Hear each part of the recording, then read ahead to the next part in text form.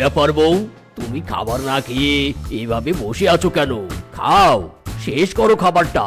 স্বামী, কি যে বলি, রোজ রোজ আমার এই ভাত ডাল খেতে ইচ্ছে করে নে গো। তাহলে কি খাবে বলো, আমি সেটাই নিয়ে আসবো। কি খাবো, কি খেতে ইচ্ছে করছে আমি তো জানি নে।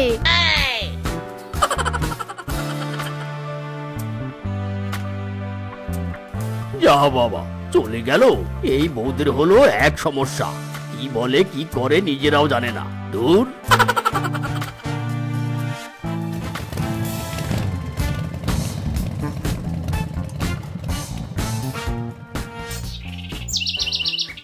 বউ, কি খাবে একটু তাড়াতাড়ি বলো, আমাকে আবার খেজুর বাগানে যেতে হবে, তারপর খেজুর রসের হাড়িগুলো পেরে বাজারে বিক্রি করতে হবে। হ্যাঁ পেয়েছি। শোনো স্বামী, আমার না খেজুর গুড়ের ভাপা পিঠা খেতে ইচ্ছে করে। তুমি আজ বাগান থেকে একটা খেজুর রসের হাড়ি এনে দাও, আমি সেই রস দিয়ে গুড় বানিয়ে সেই গুড়ের ভাপা পিঠা বানাবো। ও আচ্ছা আচ্ছা আচ্ছা, ঠিক আছে বউ, এবার তাহলে আমি চলি।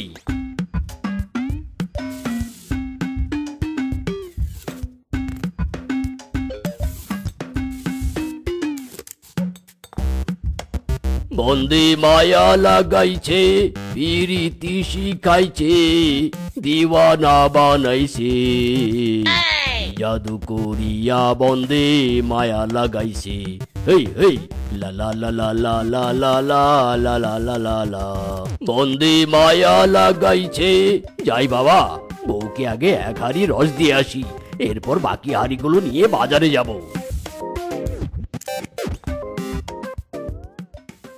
বউ, রসের হাড়ি এনেছি, বেরিয়ে এসো। বউ, শুনতে পাচ্ছ? বেশ ভালো করেছো, দাও দাও, হাড়িটা দাও।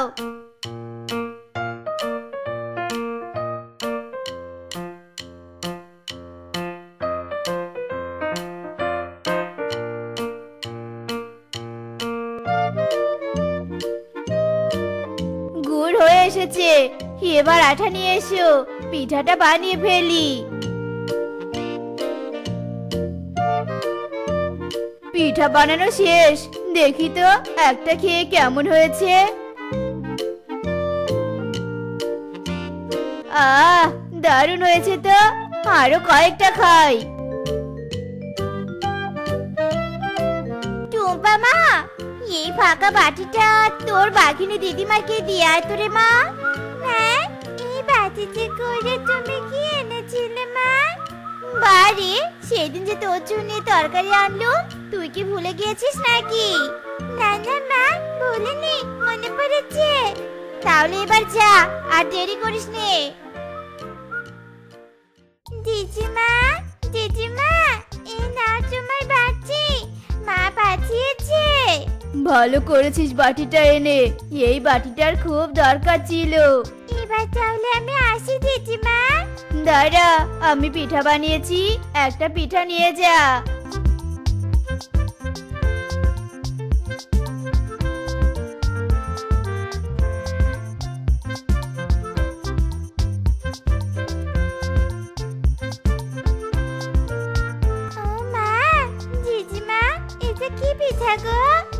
এটা খেজুর গুড়ের পিঠা। পিঠাটা তো খেতে দারুণ সুস্বাদু, আমাকে আরেকটা পিস দাও তো দিদিমা। একটা পিঠা আদর করে দিয়েছি জন্যে আরো চাইতে হবে? যা এখান থেকে, যা, আর পিঠা দিব না তোকে, যা।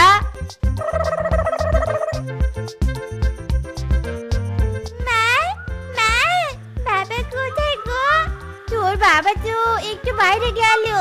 কেন রে মা, কি দরকার তার? বাবাকে আমি খেজুর রস আনতে বলতাম, জানো মা, বাঘিনী দিদিমা খেজুর গুড়ের ভাপা পিঠা বানিয়েছে, আর আমাকে না একটা পিঠা দিয়েছিল। পিঠাটা না অনেক সুস্বাদু, আমি খেজুর গুড়ের পিঠা খাবো মা। তুমি বাবাকে খেজুরের রস আনতে বলো মা। আমারও ভাপা পিঠা খেতে ইচ্ছে করেছে, তোর বাবা আসলে আমি রস আনতে বলবো। তাহলে আমি খেলতে চাই মা, বাবাকে বলো কিন্তু।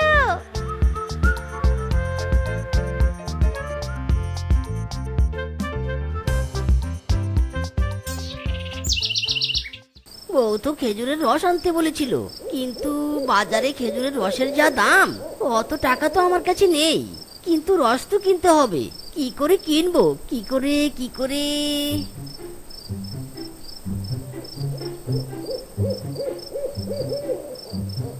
আরে এখানে তো অনেক খেজুরের গাছ, প্রত্যেকটা গাছে আবার হাড়িও ঝোলানো আছে। আশেপাশেও তো কেউ নেই, এখান থেকেই একটা হাড়ি চুরি করে নিয়ে যাই।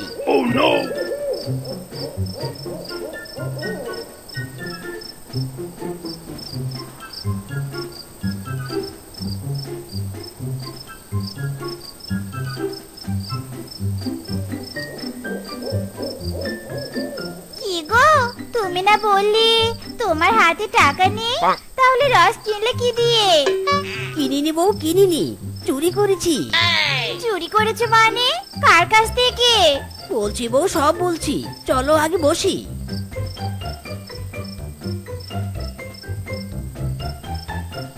বেশ করেছো চুরি করে। তুমি বসো, আমি এই রসের গুড় বানিয়ে আসছি।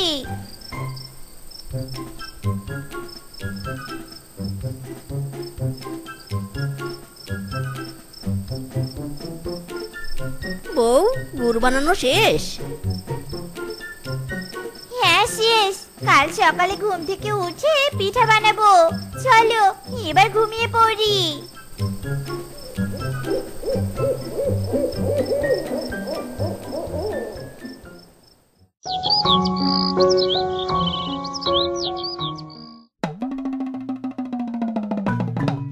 পিঠা এসে গেছে। কি মজা, কি মজা! এখন পিঠা খাবো, অনেক মজা হবে।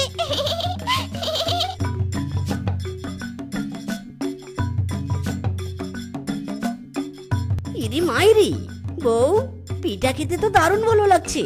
এরকম পিঠা যদি আমরা বনে বিক্রি করি তাহলে বেশ ভালো বিক্রি হবে, আর আমরা ধনীও হব। কিন্তু স্বামী, গুড় তৈরির জন্য প্রতিদিন অত খেজুরের রস কোথায় পাবে গো? তুমি চিন্তা করো না বউ, আজকে যেভাবে খেজুরের রস এনেছি, রোজ রোজ সেই একইভাবে রস আনবো, আর সেই রসের গুড় দিয়ে ভাপা পিঠা বানিয়ে বনে বিক্রি করব। বাহ স্বামী, বাহ! বুদ্ধিটা তো দারুণ। তাহলে আজ থেকে তুমি মিশন শুরু করবে। ঠিক আছে বউ।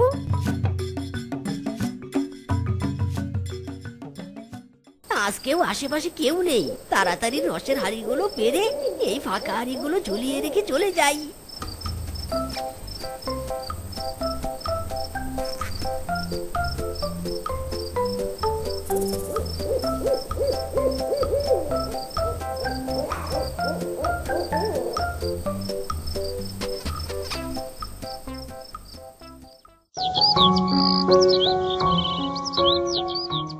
পিঠা নেবে পিঠা, খেজুর গুড়ের ভাপা পিঠা, গরম গরম পিঠা, সুস্বাদু পিঠা। এসো এসো দাদারা দিদিরা, এসো আর ভাপা পিঠা নিয়ে যাও। প্রতি পিস ভাপা পিঠা মাত্র 20 টাকা। এসো এসো। ভাপা পিঠা আমার অনেক প্রিয়। দাও দাদা দাও, আমাকে পিঠা দাও। মিসকে, আমাকে 20টা পিঠা প্যাকেট করে দে তো। আমি আর তোর বৌদি বাড়িতে বসে বসে খাবো, মজা করে খাবো। মিসকে, আমাকে 20টা এখানে দে তো, এখানেই খাবো, আর খাওয়া শেষে আরো 20টা বাড়িতে নিয়ে যাব। দিচ্ছি দিচ্ছি, একটু অপেক্ষা করো।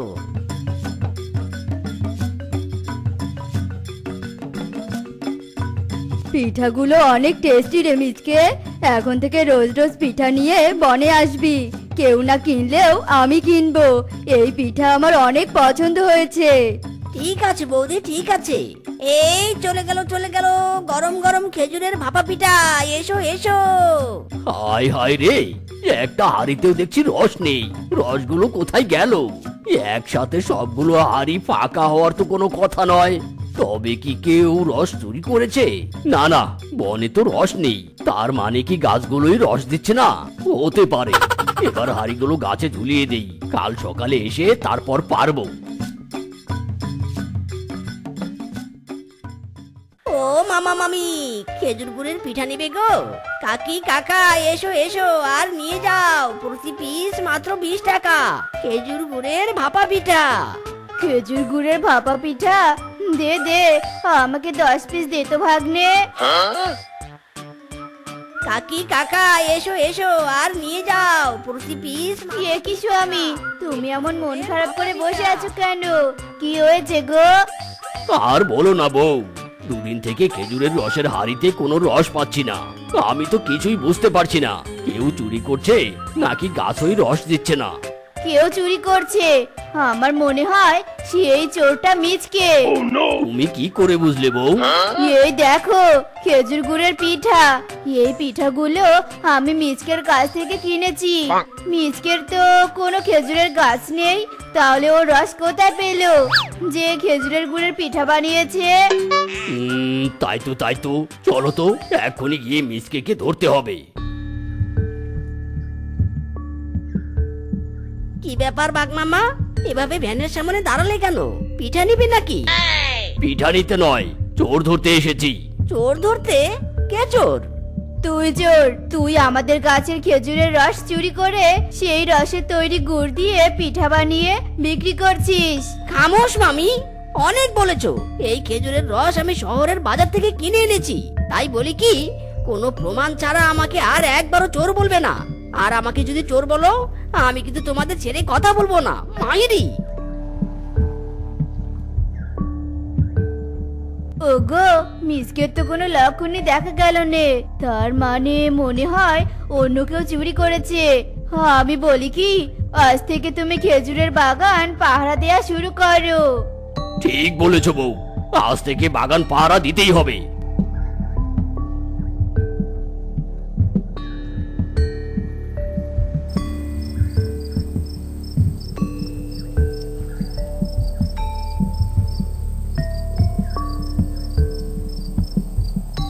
মাইরি, এই শালার মামা তো দেখছি বাগান পাহারা দিচ্ছে। এবার কি করে চুরি করব রস? এই বাঘ মামা না ঘুমানো পর্যন্ত এখানে আমাকে অপেক্ষা করতে হবে।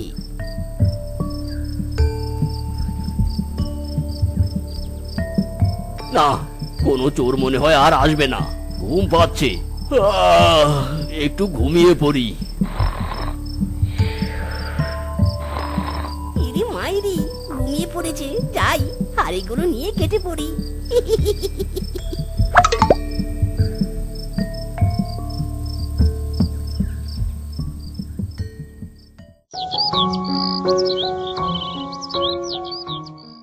আরে, এই চোর তো দেখছি দারুণ চালাক।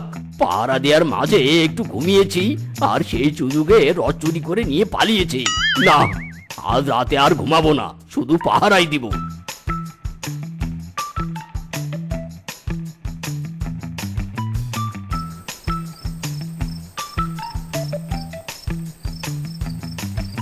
মাইরি রে মাইরি, এই মামা কি আজ ঘুমাবে না?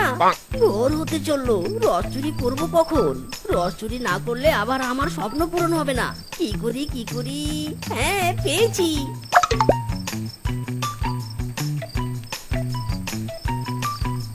এই কে রে, কে ওখানে? কে রে, কে শব্দ করলো?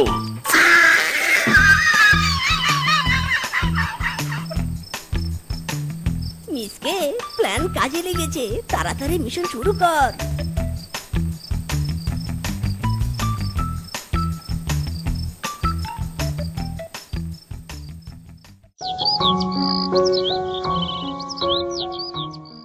আরে বাঘ মামা, এভাবে এখানে মাথায় হাত দিয়ে বসে আছো কেন? রস বিক্রি করতে যাবে না নাকি? রস বিক্রি করতে যাব কিভাবে ভাগ্নে? হাড়িতে তো রস নেই। চোর এসে রোজ রোজ সব রস চুরি করে নিয়ে যাচ্ছে। বলছো কি, তোর রোজ রোজ চুরি করে নিয়ে যাচ্ছে রস, আর তাকে ধরতেই পারছো না? আমি জানি রে ভাগ্নে চোরটা কে, কিন্তু প্রমাণ না থাকার কারণে তাকে ধরতেও পারছি না আর শাস্তি দিতেও পারছি না। তাই নাকি মামা? চোরকে শাস্তি দেওয়ার আমার মাথায় একটা বুদ্ধি আছে। কি বুদ্ধি ভাগ্নে? বল আমাকে বল। শোনো তাহলে।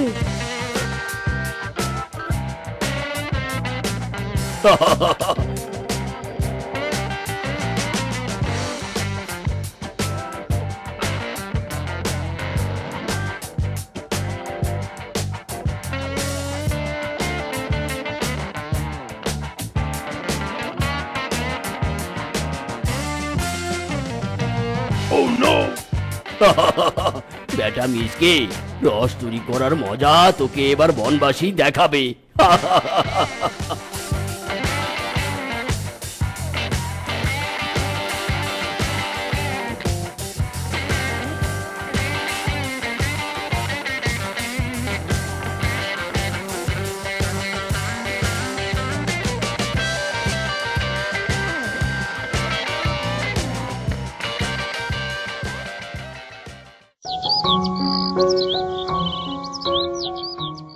পিঠা নেবে পিঠা, খেজুর গুড়ের ভাপা পিঠা, গরম গরম পিঠা, সুস্বাদু পিঠা। এসো এসো দাদারা দিদিরা এসো, আর ভাপা পিঠা নিয়ে যাও। প্রতি পিস ভাপা পিঠা মাত্র 20 টাকা। এসো এসো।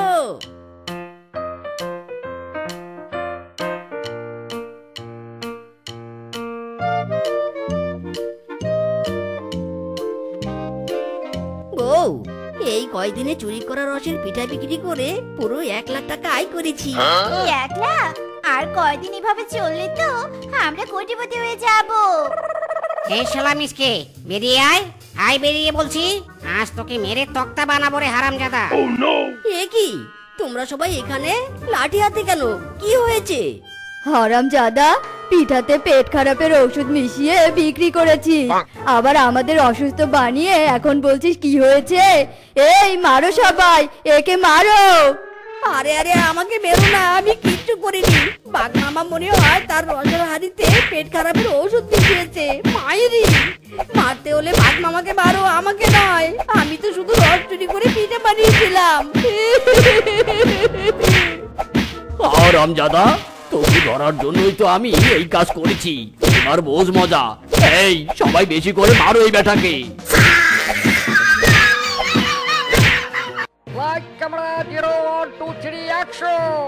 আসসালামু আলাইকুম দর্শক বন্ধুরা, আশা করি সবাই ভালো আছেন।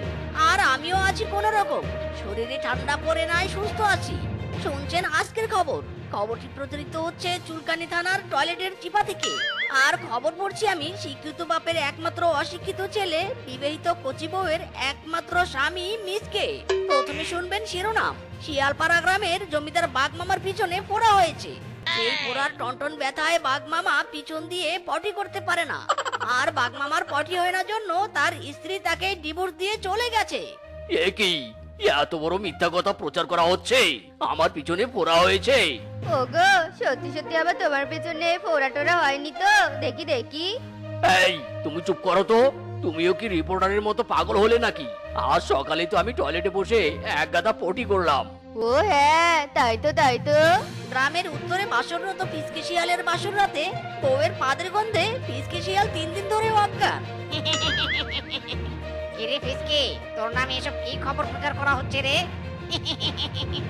শেষমেশ পাদের গন্ধে। আরে আমি তো এখনো বিয়ে করলাম না, বউয়ের পাতে আবার কোন দিন অজ্ঞান হলাম? এই শালা রিপোর্টারের মাথা টাল নাকি? চায়ের দোকানের বানরের পচা ডায়রিয়ার গন্ধ সইতে না পেরে বানরের বউ পলাতক। কি রে, কি খেয়েছিলি যে ডায়রিয়া হলো? তোর বউ নাকি পালিয়েছে? আরে হারামজাদা রিপোর্টার বলে কি আমার বউ পালিয়েছে?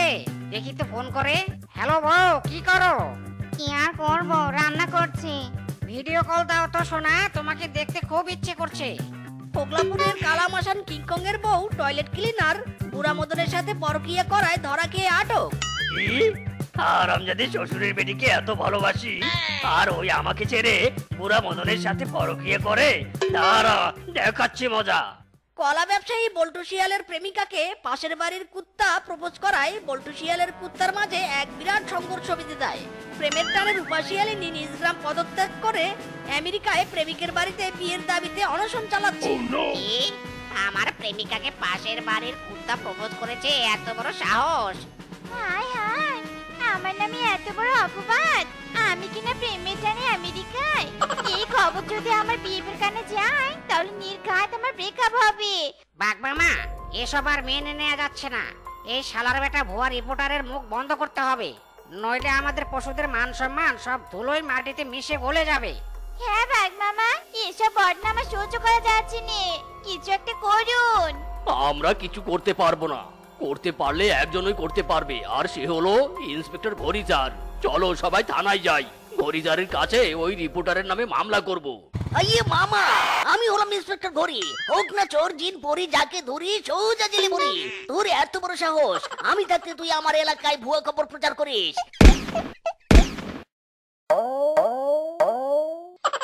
ইরে মাইরি, ইন্সপেক্টর স্যার, এই সবাই পালা। আইয়ে মামা, ছাড়বো না ছাড়বো না, আমার হাত থেকে পালাতে পারবি না। আমার বন্দুকের কসম, আমার ডাবের কসম, আর করবো তোর ভুয়া খবর খতম। আইয়ে মামা। ও স্যার, আমাকে ছেড়ে দিন, বাড়িতে আমার বউ বাচ্চা আছে। মাইরি চুপ, একদম চুপ, তোর কোনো ছাড় নেই। তুই 144 ধারা ভঙ্গ করেছিস, টিভি চ্যানেলে পশুদের নামে মিথ্যা বানোয়াট খবর প্রচার করেছিস, সবাই তোর নামে মামলা দিয়েছে। 280 ধারায় মামলা। তুই ভুয়া, তোর চ্যানেল ভুয়া, তুই হারামজাদা। স্যার, এটা আমার দোষ কি বলুন তো? আমার চ্যানেলের নামই তো ভুয়া টিভি, আর আমি হলাম ভুয়া রিপোর্টার। আমার কাজই হলো ভুয়া খবর প্রচার করা। আমি তো সেটাই করেছি স্যার, দয়া করে আমাকে ছেড়ে দিন, নইলে কিন্তু জেল থেকে বেরিয়ে আমি আপনার নামে ভুয়া খবর প্রচার করব। মাইরি আগে তো জেল থেকে বের হ, তারপর না হয় রিপোর্ট করবি। শোন, উপর থেকে নির্দেশ এসেছে, তোর 5 বছরের জেল ঘোষণা করা হয়েছে। আইয়ে মামা। 5 বছর? কি বলেছিল এমন ভণ্ডামি করতে? কি হবে এখন আমার? কি হবে এখন? এই ছোট বাচ্চা নিয়ে আর কতদিন এভাবে না খেয়ে পড়ে থাকবো? আমার একই সর্বনাশ হলো রে, একই সর্বনাশ হলো।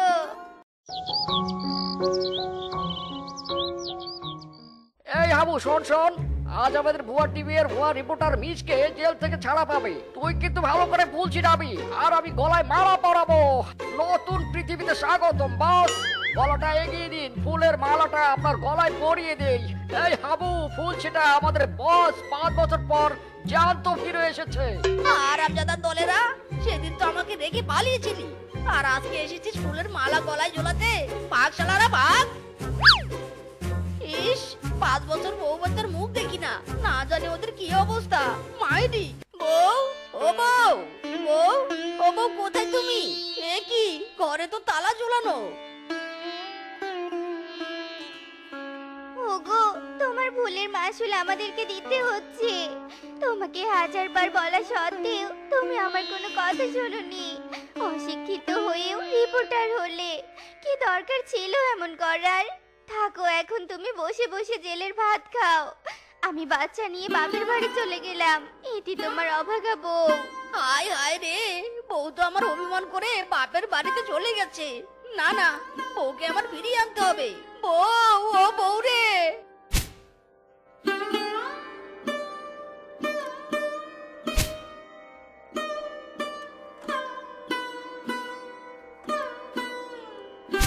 মাইরি, 3 রাস্তার মোড়ে তো চলে আসলাম, কিন্তু কোন রাস্তা দিয়ে যাব?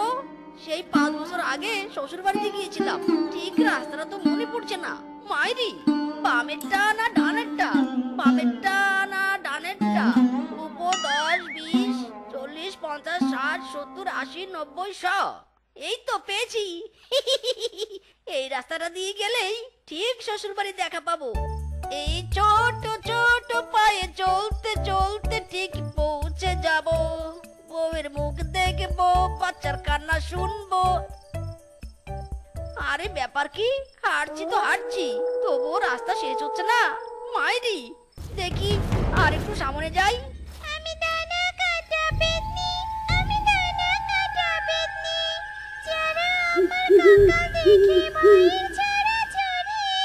হায় রে কি যে করি, হায় রে কি যে করি, আমি দানা কাটা পেতনি, আমি দানা কাটা পেতনি।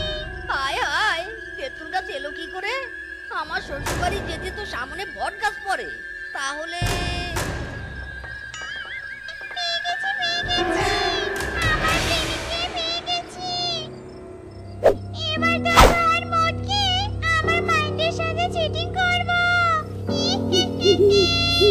ওরে বাবা রে, পেপে পেতনি, তার মানে ভুল রাস্তায় এসেছি। ওরে মিচকে পালা। আরে আরে, পালাচ্ছিস কোথায়? দাদা, দাদা। বাপরে বাপ, বড় জোর বাঁচলাম। মাইরি, ওটা আবার কিসের? কিসের আলো? ওরে বাবা রে, ভূত!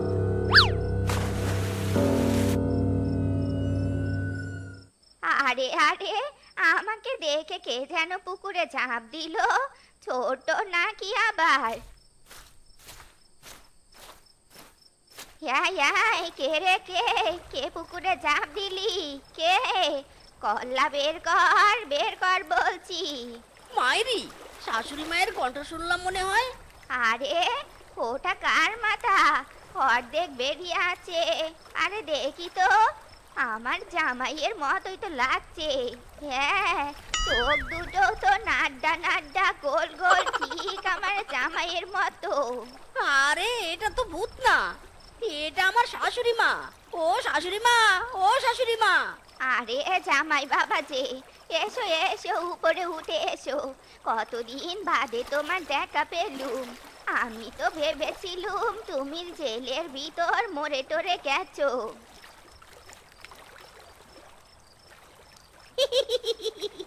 শাশুড়ি মা, কি যে বলেন না, মরা এত সহজ নাকি? কিন্তু তুমি বাড়িতে না এসে পুকুরে ডুবেছিলে কেন? আর বলবেন না শাশুড়ি মা, ভুল করে অন্য রাস্তায় চলে গিয়েছিলাম মায়েরি। তারপর হায় হায়, বলো কি? ওই রাস্তায় তো কেউ হাঁটেনি। ভাগ্যিস পেতনি তোমার ঘাড় মোটকে দেয়নি, না হলে তো তোমার দেখা কোনো দিনও পেতুম নে। এবার তাড়াতাড়ি আমার সাথে চলো, তোমার বউ বাচ্চা তোমার জন্য 5 বছর থেকে অপেক্ষা করে আছে। চলো চলো।